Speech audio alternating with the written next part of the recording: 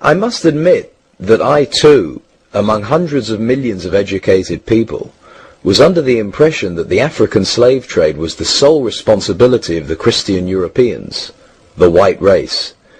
That is, until I started exploring the subject in greater depth, and especially after reading an incredibly enlightening book called The Legacy of Arab Islam in Africa by John Alambila Azuma. My whole perspective and understanding has changed dramatically, and I would like you to tell us more about this subject. The success of Muhammadan Islam in deceiving, misinforming, deforming, and contorting both history and reality over a period of almost 1400 years has been astounding. That is, until now. The greatest tragedy about this particular subject is that most of the descendants of African slavery, the black people in the Americas, around the world, as well as among the African blacks, are totally ignorant of the actual facts.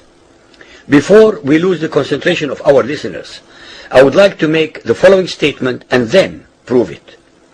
That the worst, most inhumane and most diabolical institution of the black African slave trade was initiated, refined, perpetrated and implemented by the Mohammedan Arabs and later aided and abetted by the black converts to Mohammedan Islam. I predict that, as usual, the two subcultures, those of denial of facts and of political correctness, will attack us without once disproving a single statement and or conclusion that we make. Slavery was not created by the white races, because it has existed throughout human history and practiced by every tribe, culture, civilization, racial group and religion. In fact, the very word slavery has its root in the name Slav, based upon the Slavic peoples of Europe who were subjugated by other Europeans. It is not common knowledge that the Arabic word abd is synonymous with the meaning of slave.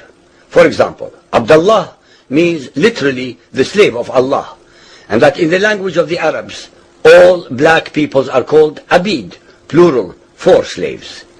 While much has been written concerning the transatlantic slave trade, surprisingly little attention has been paid to the Islamic slave trade across the Sahara, the Red Sea and the Indian Ocean. While the European involvement in the African transatlantic slave trade to the Americas lasted for just over 3 centuries, the Arab involvement in the African slave trade has lasted 14 centuries, and in some parts of the Mohammedan world is still continuing to this day. The birth of Mohammedan Islam and its conquests brought about the birth of institutionalized, systematized, and religiously sanctioned slave trade on a massive and global scale.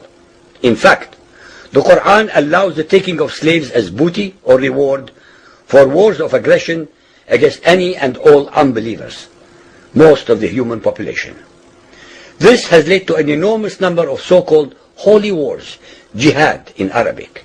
There was and is absolutely nothing holy about these wars, which are primarily to plunder, slaughter, rape, subjugate and rob other human beings of their wealth, produce, freedom and dignity.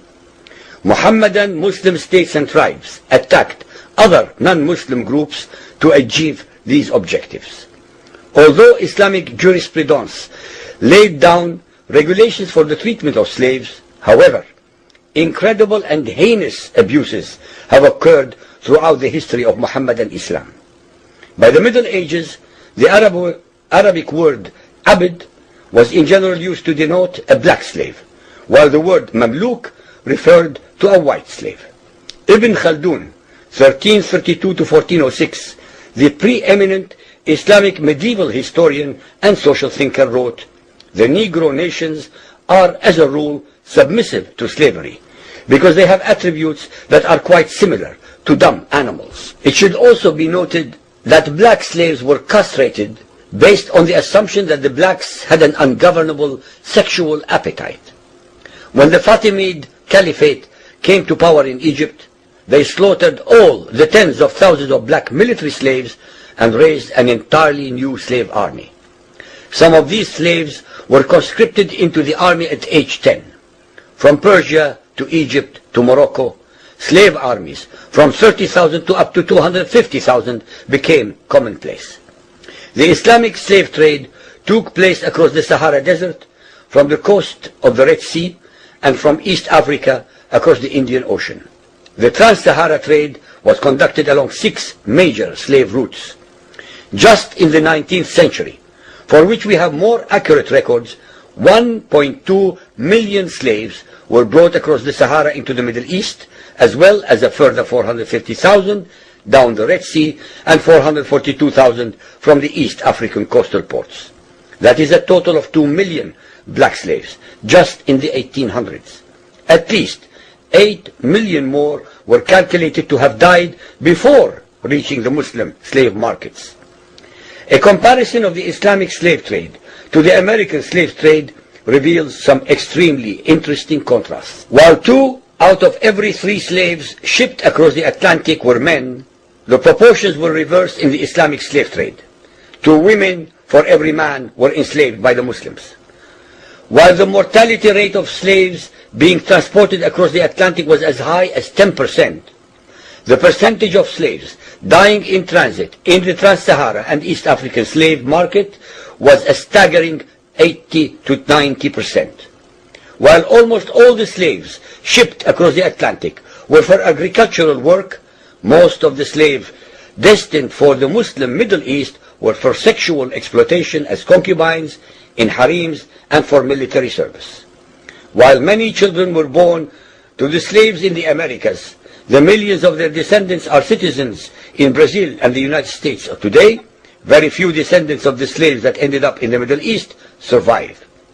While most slaves who went to the Americas could marry and have families, most of the male slaves destined for the Middle East were castrated, and most of the children born to the women were killed at birth. It is estimated that possibly as many as 11 million Africans were transported across the Atlantic, 95% of which went to South and Central America, mainly to Portuguese, Spanish, and French possessions. Only 5% of the slaves ended up in what we call the United States today. However, a minimum of 28 million Africans were enslaved in the Muslim Middle East. Since at least 80% of those captured by Muslim slave traders were calculated to have died before reaching the slave markets, it is believed that the death toll from 1400 years of Arab and Muslim slave raids into Africa could have been as high as 112 millions. When added to the number of those sold in the slave markets, the total number of African victims of the Trans-Saharan and East African slave trade could be significantly higher than 140 million people.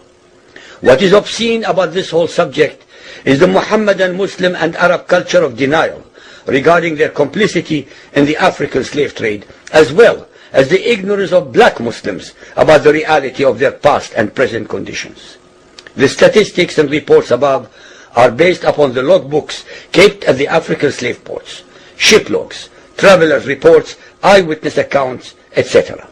Ladies and gentlemen, the facts and reality of Muhammadan Islam's complicity in the slave trade and their inhuman depravity are infinitely more devastating, more staggering, and more incomprehensible than all the nightmare fictions in the world.